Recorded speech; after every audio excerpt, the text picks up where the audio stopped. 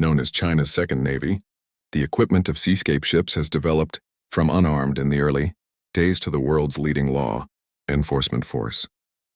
Tonight, brother, Chang will take stock of the weapons and equipment of China's Coast Guard ships. First, the weapons and equipment of China's Coast Guard ships are equipped with a variety of fire systems according to tonnage and mission requirements. The main weapon in the first place is the arrow gun, including equipment.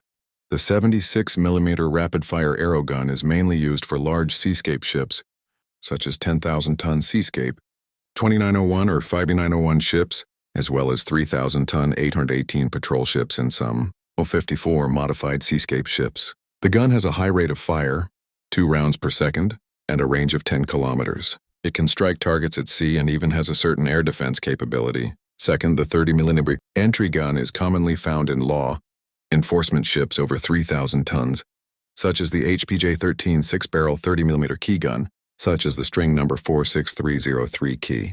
There is also the HPJ-17 single-barrel 30mm cannon, mainly the 718B type, such as the string number 5203 for close defense and suppression. Third, the 37mm dual-mounted gun. Some earlier small and medium-sized patrol pieces, such as the Type 618B, are equipped for medium process vitality support.